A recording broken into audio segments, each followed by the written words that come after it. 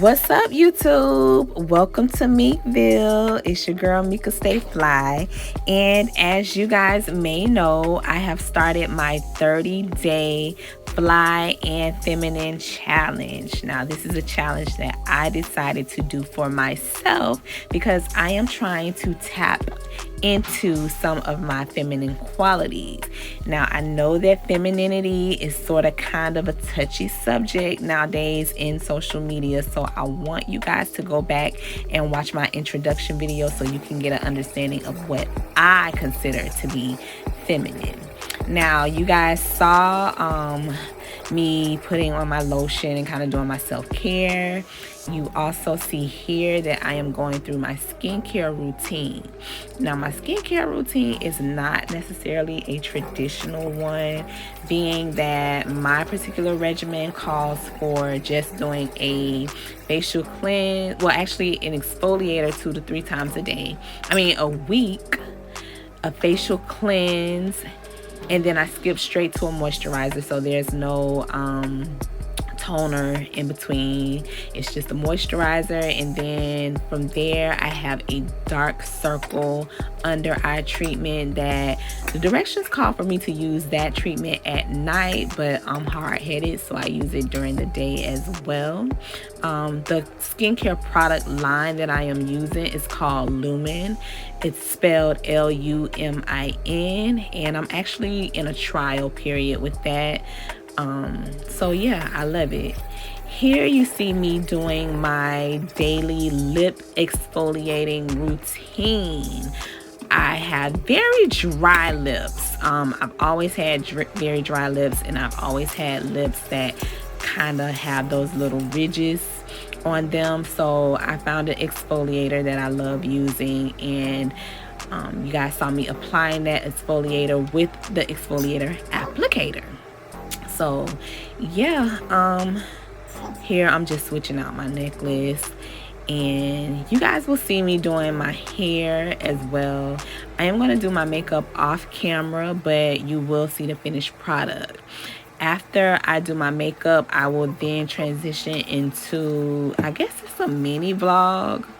I'm just talking to you guys about my experience at the doctor's office, because that's really all I had planned today, was to go to the doctor, and this is my first visit with her. So yeah, I'm gonna let you guys know how that experience was, and hopefully you will enjoy. So I'm gonna shut up now, and I'm gonna let y'all get to it. All right, thank you so much for watching, and keep watching it to the end, y'all. I promise, it's a vibe over here. It's a vibe over here.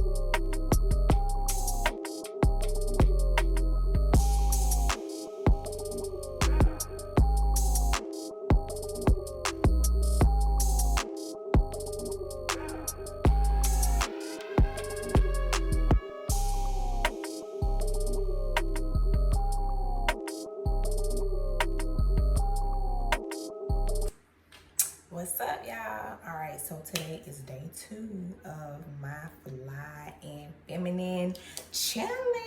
So y'all saw the little montage that I did while I was getting ready, and I'm ready. The look is complete. I have a doctor's appointment today, so I'm going to the doctor. But I felt, again, a part of the challenge is just to make sure I look presentable when I go out every day, you know what I'm saying? Try to glam it up a little bit as much as I can, if I feel that way. Today, I felt like being a little glam. I felt like doing a little makeup.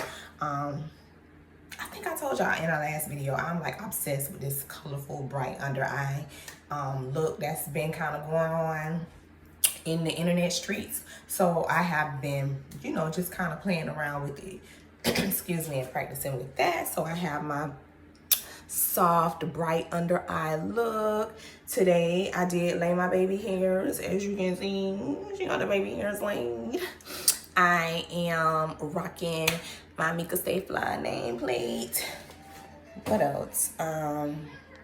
My outfit is just a pantsuit. I got this from Fashion Nova. So it's just a crop top with, let me see. The pants are really long because I'm short, y'all. I'm like 5'3". So the pants are like dragging the floor. And my ring light is acting a fool.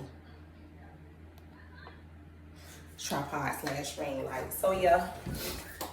And I just got on these little pink slippers. These are Bebe, BB, however you say it, B-E-B-E. I got these for like $10 at Rothschild. Best Buy. I got like 4 or 5 pairs of them because they had them on sale. So this is my little outfit. This outfit is so like thin and sheer. So, you know what I mean? Like I hope I'm not looking a hot mess in these streets, but I made sure to wear like black undergarments with it so that if it is see-through, it's not like showing my entire booty. So hopefully, yeah, hopefully I don't look a hot mess in the streets. Oh yeah, and I got my cute little, I don't know what color this is, a mauve. I don't know. It's giving like rose gold vibes, but it's my little jelly bag. I got this from Ross as well for like 20 bucks a while ago. I love it. So yeah, wearing it like a little crossbody. And I don't know, I might take y'all with me, do a little bit of vlogging. I don't know, probably not. But either way, day 2 is underway. And yeah, we're gonna try to keep this thing going. Hopefully, I feel well enough to continue to just kind of keep up the look, continue to do things. I did my lotion down. I got my fragrance on. I am wearing my Alien. No, it's not Alien that I'm wearing today. I am wearing, wait a minute. It is Alien, because Angel does not really like agree with me. I don't know, something about like the chemistry, my body chemistry. Angel does not smell the same on me that it smells on everybody else. So I don't rock with Angel, but Alien is good. So I'm wearing my Alien perfume today. And yeah, I think that's it. I think that's all I gotta say. So deuces. What's up, y'all? Okay, so I'm tapping back in for a little minute because I just wanted to share the fact that my morning started off, well, I'm not gonna say it started off crazy because it actually started off great, but I had like a miniature, no, it was probably like a major, no, it wasn't major, it was medium meltdown on my way as I was leaving to go to the doctor's office because my kids were like just begging to come with me, and I was trying to explain to them that the doctor's office is not the place to me to just be randomly bringing my kids, especially in the middle of a doggone pandemic. And they just weren't understanding, and you know what I'm saying, like mom guilt was setting in heavy because my son is always like, my son be thinking that I like my daughter more, or that I show favoritism to my daughter. So it was just a mess, having a whole meltdown. I could not, it was what, like a 30-minute drive to my doctor's appointment, and I just could not shake the feeling. Like, I brought my kids with me, but I didn't take them to the appointment. I just dropped them off at my mom's house so they could at least be out of the house. But I just could not shake the feeling. I was so irritated. And what added insult to injury is the fact that when I got in the car, the car was almost on E. The tank was almost on E. So I knew I was going to have to stop and get gas before. I figured I would probably make it to my appointment, but I knew that before I made it back home, I was going to have to stop and get gas. So that was already frustrating because I wasn't 100% sure, because I didn't know exactly where the appointment was going to be. I knew the general area, but I didn't know exactly where it was going to be. So I'm like, and this car is new, so I haven't figured out like how much time I have once the gas light come on. So I was just like frustrated about that. And then I was even more frustrated because when I left the house, my phone was not fully charged. I don't like to leave the house without a fully charged phone. If it's not fully charged, I need to make sure that I have my charger with me. So I knew that my phone wasn't fully charged because I was trying to grab content this morning before I left. So I had my phone charger in my hand, and in the midst of me trying to explain to my kids that the doctor's office is not the place for y'all to try to come and chill, like I'm not going to do nothing fun. It's not like I'm getting ready to go to Aquatica and I'm leaving y'all home. I'm going to the doctor's office. But so I'm trying to explain that to them. They having a meltdown because, mommy, why can't we go? And da-da-da. So it was just a lot. So anyway, I had my cell phone in my hand. I mean, I had my phone charger in my hand, but I must have put it down at some point during the chaos. So when I got in the car and I realized that the phone, I'm like, oh shoot, I need to charge my phone. Let me go ahead and plug it up. I get to digging for my phone charger, digging in my purse. It's not in my purse. I had my other purse. I had two purses with me. So I was like, let me check my other purse. Digging in that purse, it's not in the purse. I'm checking the glove compartment and I realized you left the damn charger at home. So now I'm like, the gas light, the charger, it was just a mess. A complete mess, to the point where I was like on the verge of tears. Because I was like, this ain't how my morning was supposed to go, Lord. Like, I woke up feeling wonderful, and then this one little thing just threw me into a whole tailspin. So anyway, I made it to the doctor's office. Now, mind you, the gas light came on like right as I was pulling into the complex where the doctor's office is. So I was like, okay, so I should be fine. And then my phone was on. My phone had made it down to like 10% battery life.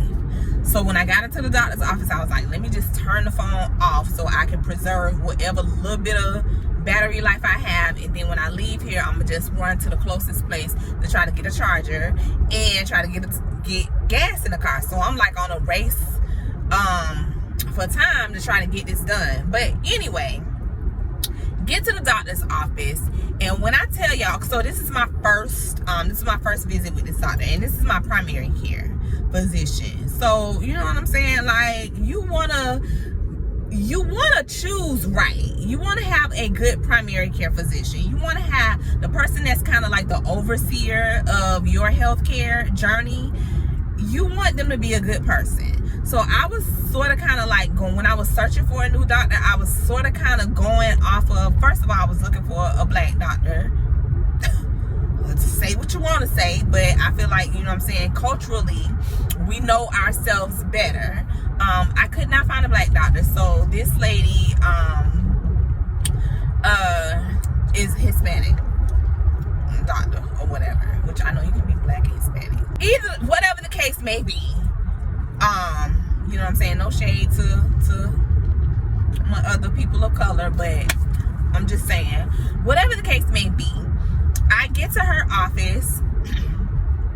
So far, my first impression was wonderful. It wasn't a lot of people in the office. It was just two receptionists, and it was one other lady that looked like she might be like I don't know what she do, but it was one other lady in there or whatever. So the receptionist was nice. I got there right at, my appointment was at 10:40. I walked through the door right at 10:40. The receptionist, she took me right away. It wasn't like no dirty looks, because why you get here right on time type of thing. I made sure that I filled out my paperwork online last night. So that was good. Like, she got my paperwork. The wait time in the waiting area was less than 10 minutes. Come on now. That was wonderful.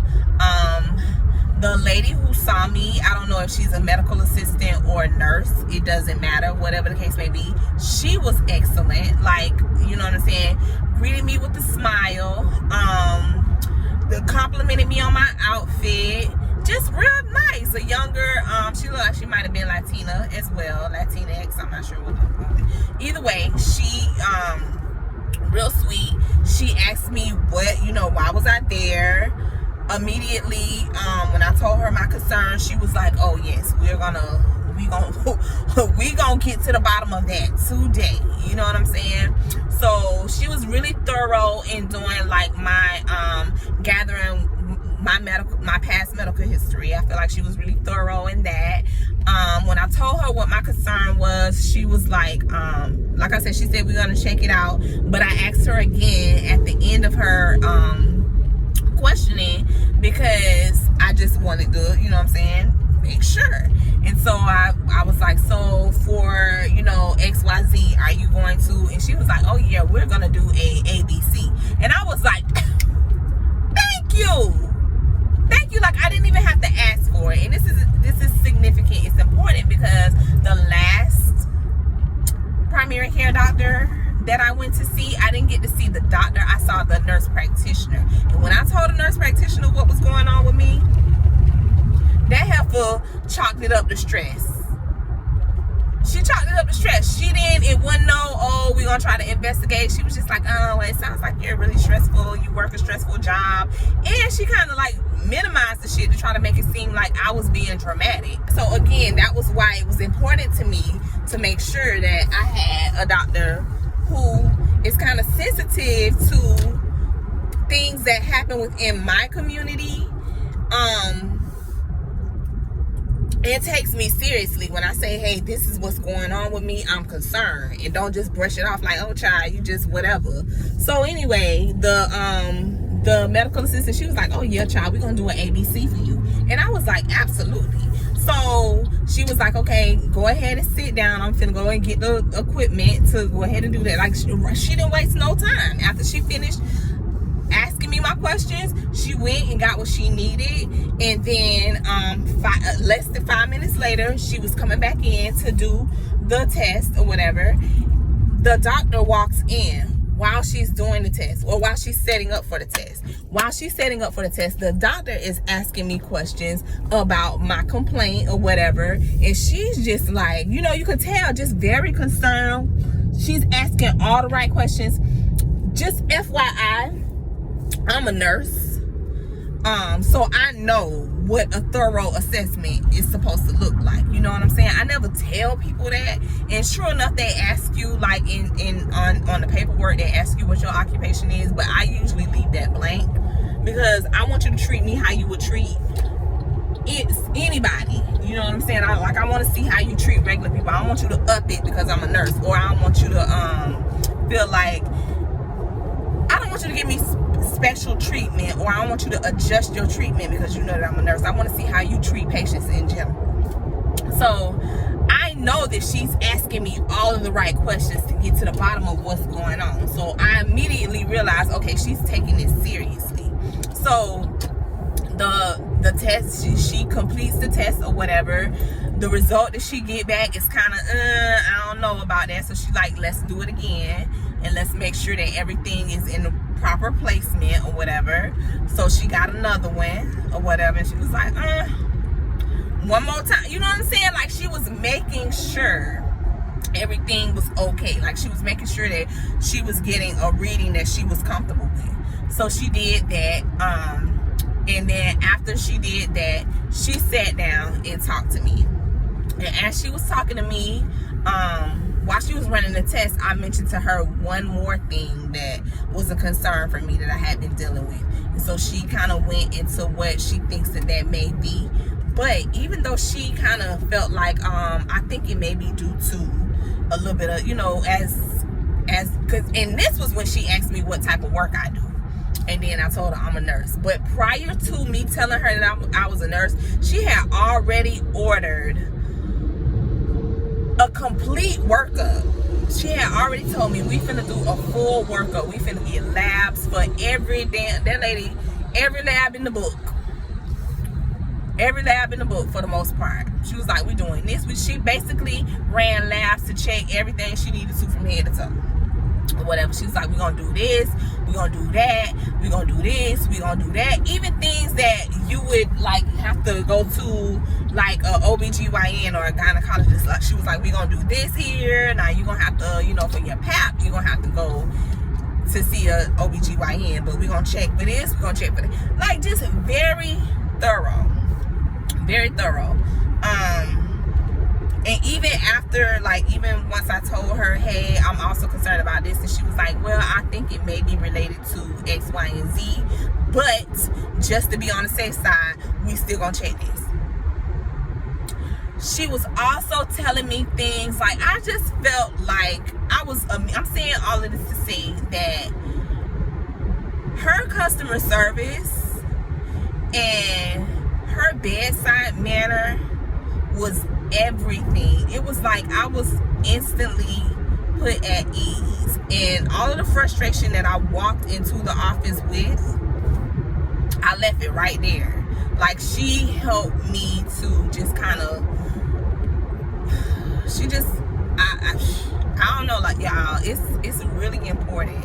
Like, bedside manner in healthcare, bedside manner is so important, and it's so important as Black women, not just women of color, but Black women, Black people in general. It's so important to make sure that we are heard when we go to doctors' offices and hospitals and clinics, and it's so important to make sure that we are not experiencing medical racism, because it's a very real thing, and it has happened to our people since the days of slavery, and it continues to happen now.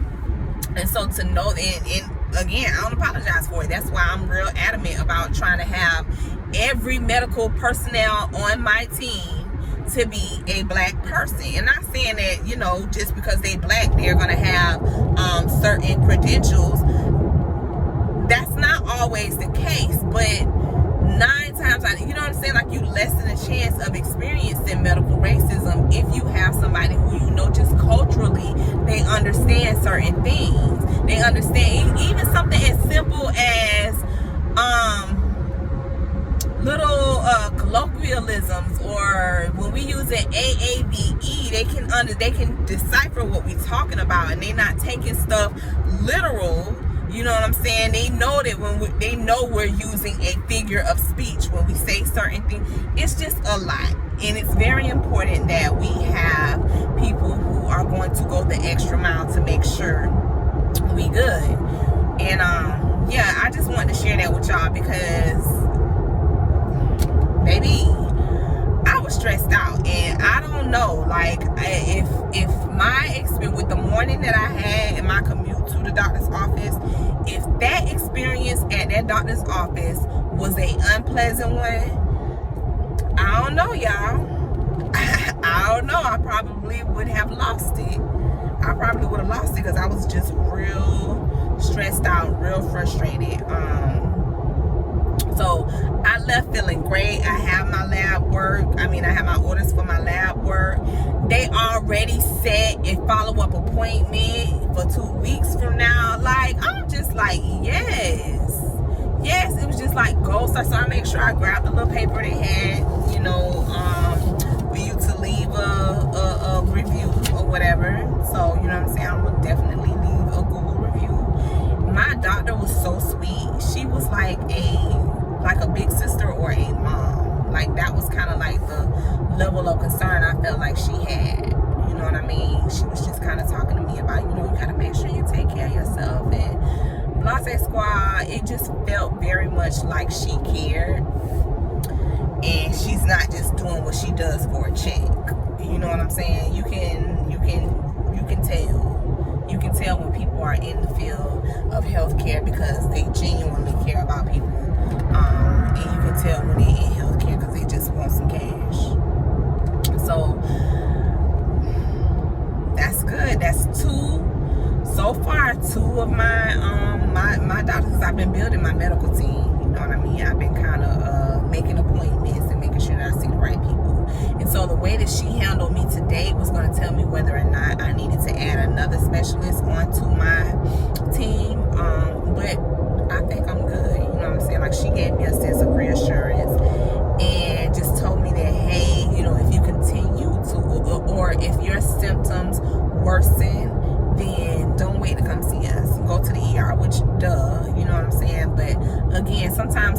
nurses, we can be the worst patients. Sometimes as nurses, we can tell you what you need to do in order to make sure everything is okay, but we will oftentimes push our own healthcare and safety to the side. Sometimes we will oftentimes overlook certain symptoms.